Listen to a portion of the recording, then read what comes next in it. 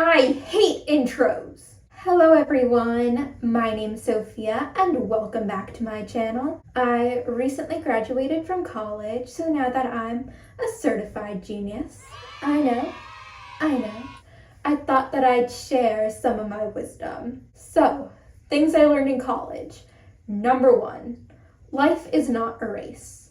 A lot of times we feel pressure to accomplish different things by a very specific age. That we need to graduate college by this age, have a stable career by that age, get married by a certain age, have our first child by another age. These deadlines for life events are so ingrained into us that we mistakenly equate reaching a milestone by X years old as meaning that we are happier or more successful or fulfilled. But the truth is, hitting these milestones by a social deadline is not what will make you happy. Maybe it will for 1 second, but these events should serve you in some other meaningful way besides just being able to say that you did this before you turned whatever age.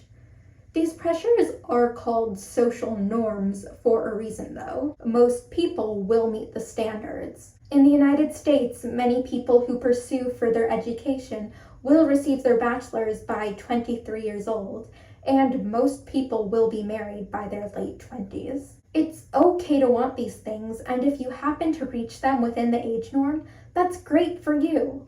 However, if you feel like you're falling behind in life, remember that, unlike your homework, major life events don't come with a deadline, and there are no points to be deducted for lateness. It takes some of us more time to study or to meet the right person, or maybe we realize that we don't even want these things and we were only chasing after them to fit in with everyone else. In my opinion, it's better to go after things with purpose and maybe complete them later than most than to complete your goals on time but feel miserable because they were not done authentically to you. Wouldn't you rather actually be happy while living your life than live a life that only seemed happy on paper? Even if you disagree with me and you think that life is like a race, that value comes from reaching different milestones as young as you possibly can, what are you racing towards? Are you really in a hurry to reach the finish line? Number two, my most rewarding experiences happened when I left my comfort zone. Before I left for college, I was not the type of person who left my comfort zone that much. I thought that I was okay staying within the familiar, and no one in my life discouraged me, but no one really encouraged me to step outside my comfort zone either. University, though, was a very big change for me. I was living the furthest away from home I had ever been, with almost all new people who I had never met before. I think that such huge and sudden changes to my environment in a way empowered me to step outside my comfort zone because I felt that just by living away, I was already doing something unfamiliar. So when opportunities came up to try something where maybe I would have felt uncomfortable before, I just thought, why not? And I'm so happy that I did. For one, it was exciting. There was just something thrilling about trying new things or doing something that could be considered scary. It also helped me become more confident. When I willingly did activities where I had to face fears that I was holding on to for a very long time, it made them seem smaller, and it helped me really believe that I'm a lot more capable than I give myself credit for.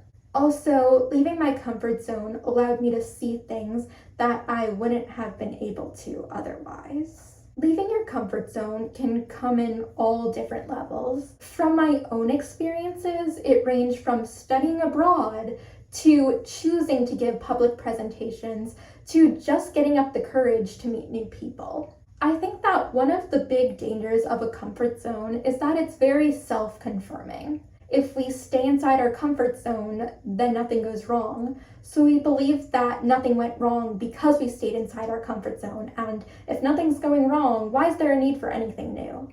But until we take a chance and step outside, we'll never realize what we're missing out on, and I think that we have more to lose from missing out than trying something new and realizing that it's just not for us. Okay, this third one is going to be a lot more direct than the rest of my advice. It's in college.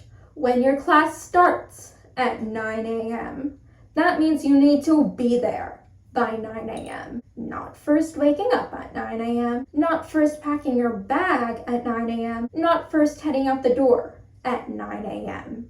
It means you need to be in the classroom, lecture hall, science lab, wherever your class is taking place, in your seat with a pencil and notebook out, ready to learn by 9 a.m. All of this may sound obvious, but if you're not in university yet, you'd be surprised how many freshmen have to learn the hard way. Not me, of course. No. I know that I'm using a very specific example to talk about responsibility, but I think it's a situation that a lot of university students can relate to. 9 a.m. classes are probably a lot later than when your day started in high school. So now that you're living closer to your classes and they're starting later, it probably feels like a paradise and that you'll be able to sleep in every day. And while that may be true, maybe you can sleep in relatively later compared to what you're used to. 9 a.m. is a lot earlier than you think. If you stay up until 2 a.m. the night before, you're probably still going to have trouble waking up and getting to class on time the next day, and no one is going to be there to make sure that you do. A more general note on responsibility: after high school, you're probably going to have a lot more independence than what you're used to. It feels amazing to have this new freedom, but you should also be aware that personal independence comes at the price of more responsibility. Number 4, stop waiting for later. It's so easy to put things off, even things that we really want to do. This doesn't always come in the form of outright procrastination, such as thinking, just one more episode until I study. But it can also come in a way where we rationalize that we're being productive by putting off our long-term goals, thinking that I have so many things to do and this can wait, or I'm just not ready yet. Why don't I wait until I have more experience first? But most of the time, these are just other forms of procrastination. There will always be one more thing to add on to your to-do list. So if you keep waiting and waiting for when you'll finally be done with everything, you're probably going to find that you'll never have free time. If there's something that you really want to do, you're going to have to make sure to schedule it in yourself, because if you just put it off for later might never come. That's it for today. If you guys are still here, thank you so much for watching. Let me know, what do you think about my advice? And don't forget to like and subscribe. I'll see you guys next time.